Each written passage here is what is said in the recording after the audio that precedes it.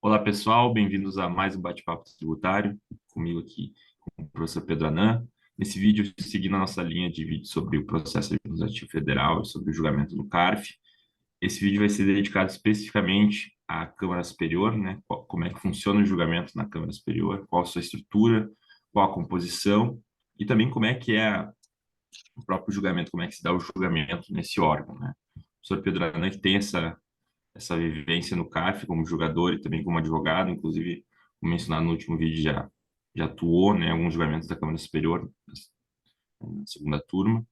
Então, vai poder trazer um pouquinho para vocês como é que é essa experiência e também auxiliar aqueles que estão iniciando aí, né, na vida da advocacia, principalmente na defesa administrativa dos seus clientes. Então, esse vídeo aqui vai ser de grande valia para quem está interessado nesse tema.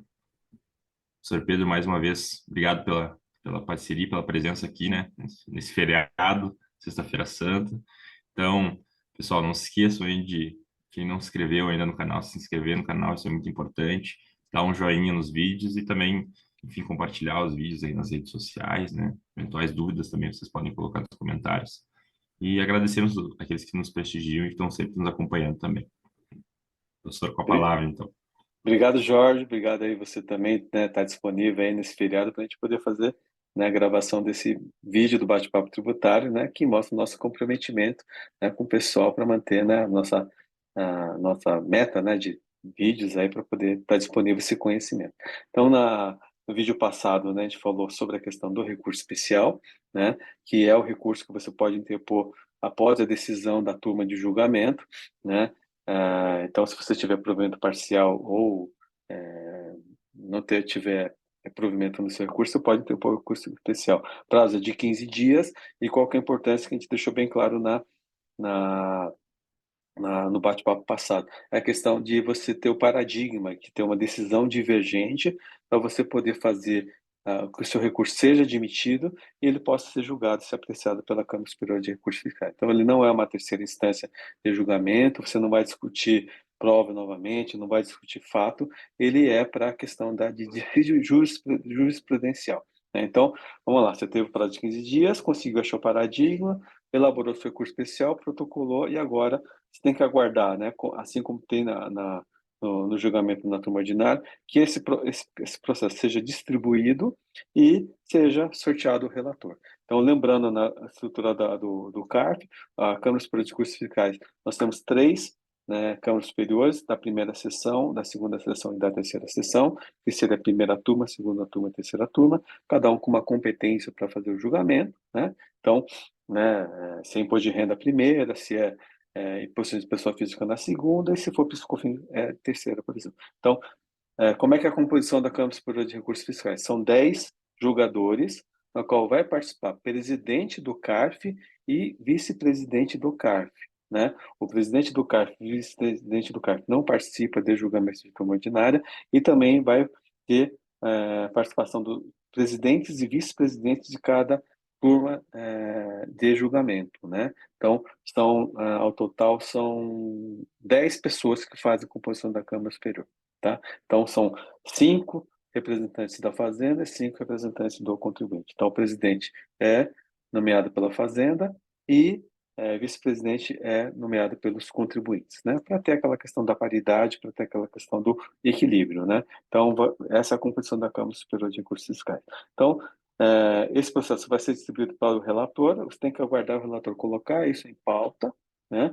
E quando ele colocar isso em pauta também é a mesma coisa. Você pode fazer, enviar memoriais, e você pode também fazer pedido de sustentação oral, assim como é no julgamento da turma ordinária, tá, Jorge? Então, mesmo procedimento, é online, você faz o pedido, isso é deferido ou indeferido, normalmente é deferido. Então, se for presencial, é presencial, se for online, que era no caso da pandemia, você vai também gravar o vídeo e mandava isso online. Agora, como é tudo presencial, então você vai fazer isso presencialmente também. Então, é, quando o processo é colocado em pauta, se você está no sistema do CARF, você vai receber a notificação que foi colocado em pauta, ou você tem que acompanhar a diário oficial. Então, é colocado em pauta, e o que vai acontecer? Vai lá em Brasília, né? faça a sua sustentação oral, entregue os memoriais, né, para os conselheiros, mesma recomendação que te deu, né, do vídeo dos memoriais, assim, para a turma ordinária também seria para a Câmara Superior. É o momento que você tem para poder apresentar os argumentos para demonstrar que há a questão da dissídio jurisprudencial, que tem um paradigma, que o recurso tem que ser admitido, e depois disso, por que tem que ser reformado a decisão, né, da turma no qual você teve o seu julgamento, está pedindo a reforma. Então, mesma coisa, o relator ele vai ler o relatório, né? Ele vai, após ler o relatório, vai ser dado um momento para oportunidade para o patrono fazer a sustentação oral e a procuradoria também, e depois, feito isso, o presidente vai abrir para alguém fazer pergunta ou não, se alguém tiver alguma dúvida, vai ter pergunta, vai ter debate, e aí o relator vai passar a proferir o seu voto. E a primeira coisa que ele vai olhar qual que é? A questão da admissibilidade. Então, se o recurso deve ou não ser admitido, se o paradigma se presta ou não para aquela situação. Então, se for admitido, ok, passamos para a segunda fase, que é julgamento de reforma ou não do acordo da turma ordinária. Se não for admitido, o que vai acontecer? O seu recurso não vai ser julgado. Então, é o caso, às vezes, que a gente até comentou na sessão passada, não bate-papo passado. Pode ser que o seu recurso não seja admitido porque o paradigma que você utilizou não é igual àquele do seu caso. Então, esse é o cuidado. Essa é a dificuldade às vezes, do advogado, achar um acordo paradigma. E dá trabalho, você tem que fazer pesquisa no site, por argumento, tem que analisar acordo por acordo, para verificar se aquele acordo se presta igual àquele seu caso que está sendo julgado. Então, essa é uma das grandes dificuldades, né? Então, a questão da admissibilidade ou não do recurso especial. Se for admitido, passamos à segunda fase, que é reforma ou não do julgamento da turma quadro. Então, mesma coisa, o relator vai proferir o voto e o presidente vai colher os votos, né? E os demais vão acompanhar ou não vão acompanhar, e aí pode ser que dê maioria, pode ser que dê unanimidade, pode ser que dê julgamento por voto de qualidade. Então, em síntese, esse é o julgamento da Câmara Superior. Então, hoje, qual que é o grande cuidado que o advogado tem que ter? A questão do paradigma de elaboração do recurso especial e fazer esse recurso especial ser admitido ou não. E lembrar, né? Não vai discutir prova, não vai discutir fato novamente. Isso pode até ser utilizado para reforçar a questão da, da, da, do dissídio jurisprudencial, mas não é o mais importante, né? Então, é esse o cuidado que a gente tem que ter em relação a isso. Uma pergunta, professor. Quando, por exemplo, o relator profere o voto e, enfim, ele, por exemplo, entende que o paradigma não serve para aquele caso. O advogado, por exemplo, ele pode pedir a palavra depois para tentar, enfim, esclarecer alguma questão ou ele já fica Pode, mais na... pode. É possível, Jorge. O que que acontece? Normalmente, né, não só, né, no julgamento como se furou, mas também vou imaginar na turma ordinária. Vou imaginar que existe uma coisa que o advogado pode esclarecer. Então, o que que ele vai fazer? Ele levanta a mão e pede a palavra. Presidente, posso um esclarecimento de fato? Né? Então, porque você já teve a oportunidade de esclarecer na sustentação, então você vai esclarecer o fato pela questão. Não, em relação a esse item, né, o conselheiro está equivocado ou, né, existe a dúvida não é essa porque o fato é esse, o acordo é assim, assim, assim. Então é possível, sim. E pode ser que o presidente não te conceda a palavra, é difícil, né?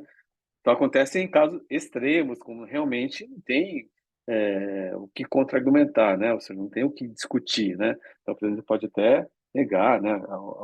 Mas é muito difícil, viu? Esse tipo de coisa acontecer. Mas eu já vi acontecer, mas é muito difícil, né? Esse tipo de coisa acontecer. Então ele vai dar a palavra, o advogado vai ter a permissão de esclarecer aquele fato, pode ser que convença ou não convença, né? Então isso é. Eu sei que tem advogado que ele não resiste, né? Ele quer convencer de qualquer maneira, né? Tá no sangue dele, mas assim, não tem jeito, né? E esse, no caso, o julgamento do recurso especial também cabe embargo de declaração, né? Posso interpor. Pode. Você pode interpor. Vamos imaginar que não conseguiu convencer. Então, depois que o acordo é publicado, você pode interpor, né? Embargo de declaração também, que, né, é questão de omissão ou contradição em relação ao que foi proferido. E aí você vai tentar, né, nos embargos, tentar demonstrar que a decisão está incorreta porque não levou em consideração isso. Então, né? E alguns casos é meramente protelatório, né? A pessoa simplesmente vai colocar para protelar ali e ganha mais tempo. Mas, assim, mas se tiver razão, né, acontece. Então, a advocacia não é fácil. É verdade, né? E recurso especial no CARF realmente não é um tema, não é algo fácil. Para quem nunca viu um julgamento de um recurso especial, é interessante ver os julgamentos online aí que tiveram durante esse período mais recente, porque tem tudo lá no canal do YouTube do CARF, salvo engano, tem tanto julgamentos das câmaras ordinárias como da Câmara Superior. Então, para quem nunca viu um julgamento, não sabe como é que é, né?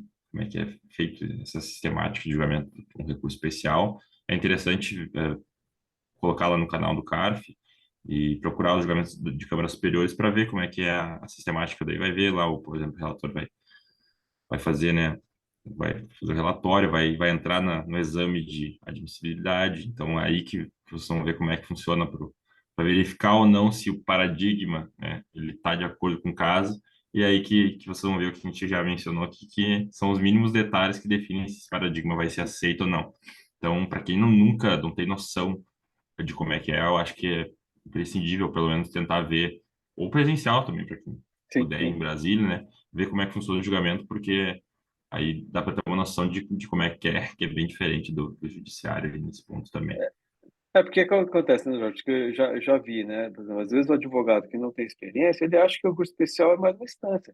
Ele simplesmente vai copiar os argumentos do recurso voluntário e vai dizer que é um recurso especial. Só que não é assim que funciona, né? Então, o recurso especial tem requisitos, né? Assim como o recurso especial do STJ e o recurso extraordinário para o STF. Você tem requisitos para que esse recurso seja admitido e seja julgado. Não é simplesmente colocar o argumento lá e dizer que pedir a reforma da decisão. Você tem que realmente, né, ter experiência com isso e se preocupar com isso, né? Ou seja, você quer realmente que seja reformado, então por que que você quer se reformar? Ou aquela coisa, estratégia meramente protelatória, né? Entra com recurso lá, sabe que não vai ser admitido, simplesmente para ganhar um pouco mais de fôlego e aguardar um parcelamento, aguardar um refis aí, um programa de recuperação de redução de listígio fiscal, né? Ou tentar fazer uma transação. Então, você ganha um pouco mais de tempo para poder,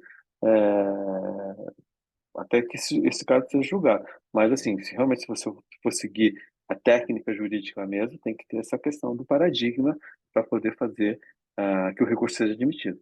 Então, esse é um desafio aí para o advogado aí achar esse paradigma e, com esse paradigma, fazer o recurso dele. E o CARF tem as ferramentas de pesquisa ali, claro, não são tão específicas, né? Isso torna o trabalho também um pouco mais árduo, mas pelo menos tem a ferramenta de pesquisa, né?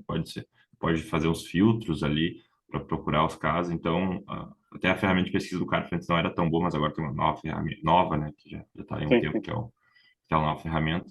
Permite que abra o acordo, não precisa sair da página, enfim, porque a outra é bem mais complicado.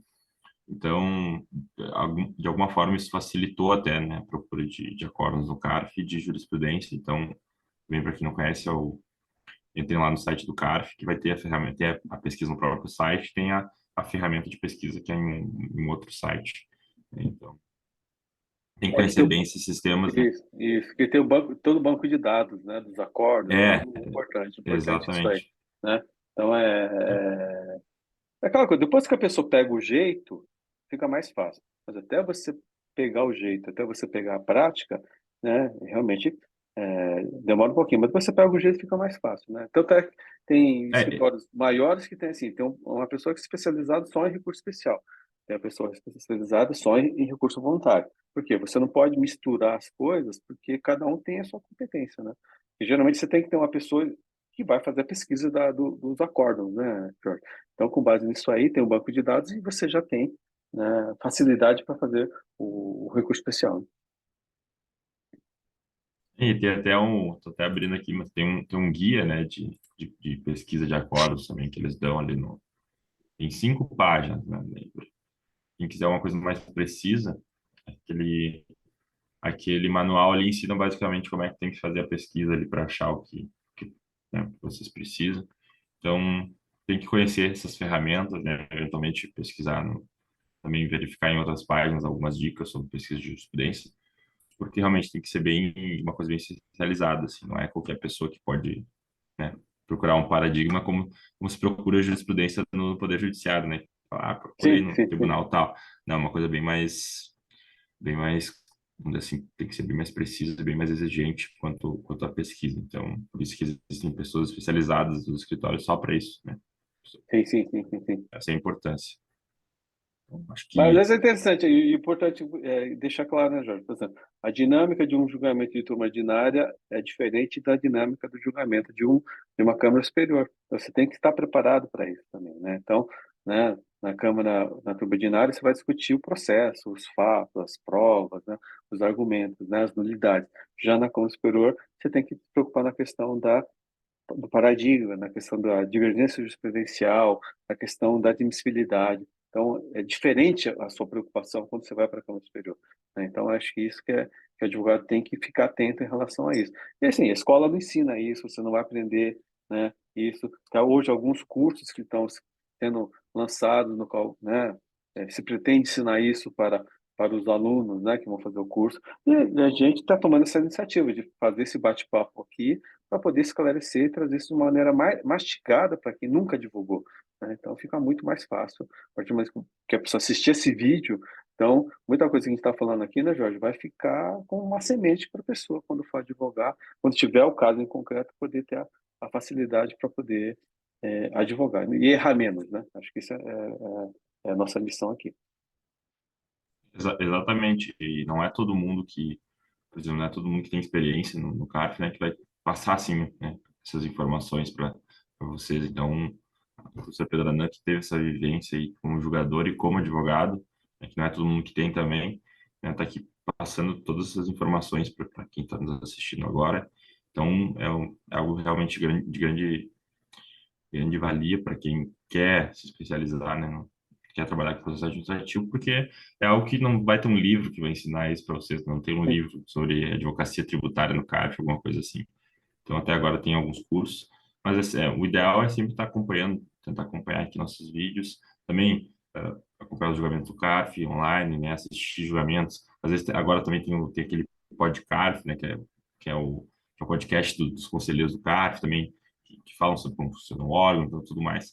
Então, tem que tentar mesmo se focar, né, se vocês querem se especializar em alguma coisa, o negócio é baixar a cabeça sim, sim. e estudar o tema, né? Nem que seja um tema que não tem livros, um tema prático, tem que buscar, né? Buscar se identificar com esse tema e internalizar isso para que facilite a vida de vocês. Então, professor Pedro, temos que agradecer ao professor Pedro que está aqui disponibilizando seu tempo para trazer essa experiência para nós, inclusive para mim também, porque eu não tenho tanta essa experiência, né? Claro, já fiz peças administrativas, enfim, mas nunca fiz tentação oral, né, no CAF, nem participei só assisti julgamento presencial. Mas então é isso, professor. Muito obrigado pela sua presença aí. Nós ficamos à disposição também para quem tiver eventuais dúvidas, né?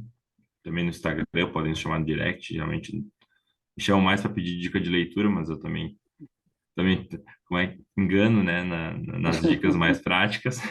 Mas é isso. Ah, eu que agradeço, Jorge. Obrigado aí a sua disposição, né, e tempo, e também a todos que estão nos acompanhando, nos assistindo, né?